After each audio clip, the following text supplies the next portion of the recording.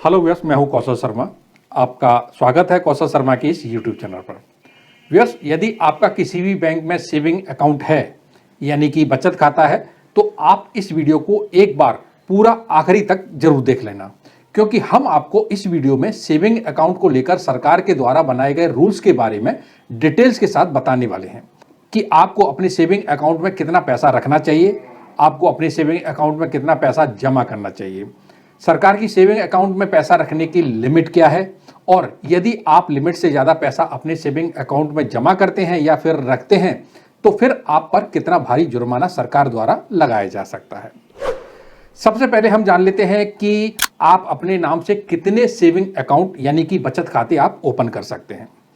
तो आपको बता दें कि आप अलग अलग बैंक में अपने नाम से अपने एक से ज़्यादा सेविंग अकाउंट ओपन करवा सकते हैं। वैसे अब हम जान लेते हैं कि आप अपने सेविंग अकाउंट में कितना पैसा रख सकते हैं।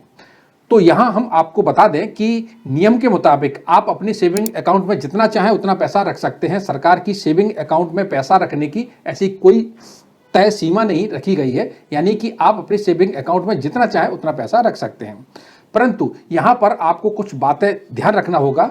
इसका बिल्कुल सीधा सा अर्थ है कि आपकी रकम जो आपके सेविंग अकाउंट में जमा है उसकी आय का सोर्स आपको पता होना चाहिए, क्योंकि यदि आपके सेविंग अकाउंट में रखी हुई रकम इनकम टैक्स के दायरे से ज़्यादा है तो इनकम टैक्स डिपार्टमेंट की ओर से आपसे कभी भी आपके सेविंग अकाउंट में रखी हुई उस रकम का सोर्स पूछा जा सकता है।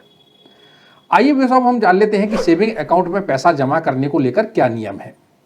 तो यहां पर आपको बता दें कि आप चेक से या फिर ऑनलाइन माध्यम से अपने सेविंग अकाउंट में 1 रुपए से लेकर हजारों रुपए तक कितना भी इसमें जमा कर सकते हैं। इसको लेकर कोई भी रोक टोक नहीं है। परंतु आप ब्रांच में जाकर 50,000 या 50,000 से ज्यादा रकम जमा करते हैं नगद के रूप में, तो आपसे आपका पैन नंबर मांगा जाएगा। आप सेविंग अकाउंट में एक दिन में कितना नगद पैसा जमा कर सकते हैं, इसको लेकर भी नियम है। आप एक दिन में 1 लाख रुपए नगद सेविंग अकाउंट में जमा कर सकते हैं। यदि आप नियमित रूप से अपने खाते में 1 लाख रुपए जमा नहीं करते हैं तो यह सीमा बढ़कर 2.5 लाख रुपए हो जाती है।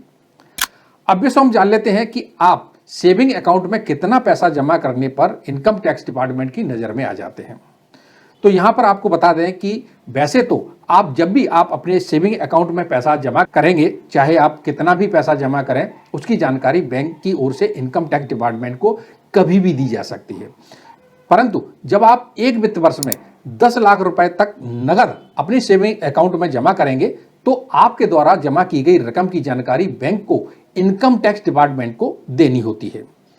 तो ऐसे में आपसे इनकम टैक्स डिपार्टमेंट की ओर से आपकी इस रकम की इनकम का सोर्स पूछा जा सकता है, और यदि आप इनकम टैक्स डिपार्टमेंट को अपनी इस इनकम का संतोषजनक जवाब नहीं दे पाते हैं तो आप सीधे सीधे इनकम टैक्स डिपार्टमेंट की रडार में आ जाते हैं। ऐसे में आपके खिलाफ जांच की जा सकती है।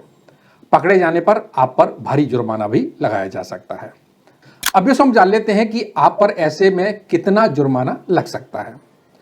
तो मान लीजिए यदि आप अपनी इस इनकम का सोर्स इनकम टैक्स डिपार्टमेंट को सही सही नहीं बता पाते हैं तो आपके द्वारा जितनी भी रकम जमा की गई है उस पूरी रकम के ऊपर 60% टैक्स, 25% सरचार्ज और 4% सेंस लगाया जा सकता है।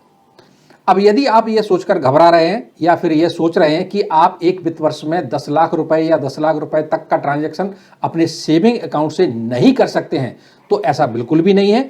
आप एक वित्त वर्ष में अपने सेविंग अकाउंट में 10 लाख रुपए तो क्या 10 करोड़ तक का भी ट्रांजैक्शन कर सकते हैं। इस पर कोई भी रोक टोक नहीं है। बस आपके पास आपकी उस आय का पूरा सबूत होना चाहिए। आप बेफिक्र होकर अपनी सेविंग अकाउंट से एक वित्त वर्ष में जितना चाहे उतने रुपए का ट्रांजैक्शन कर सकते हैं। तो व्यस उम्मीद है आज का ये वीडियो आपको जरूर अच्छा लगा होगा। इसी तरह की और भी जानकारी आगे भी हम आपको वीडियो में लाते रहेंगे। अगर ये वीडियो आपको अच्छा लगा तो इस वीडियो को लाइक करें, शेयर करें दूसरों के लिए, जिससे कि इसका नॉलेज दूसरों को मिले। अभी तक आपने हमारे इस चैनल को सब्सक्राइब नहीं किया है तो सब्सक्राइब बटन को प्रेस कर लें बेल आइकन के साथ, जिससे जब भी हम नया वीडियो बनाएंगे तो उसका नोटिफिकेशन सबसे पहले आपको मिल जाया करेगा। और वीडियो से संबंधित कोई भी प्रश्न हो या कोई भी सुझाव हो तो हमें कमेंट जरूर करें। वीडियो देखने के लिए बहुत बहुत धन्यवाद। जय हिंद।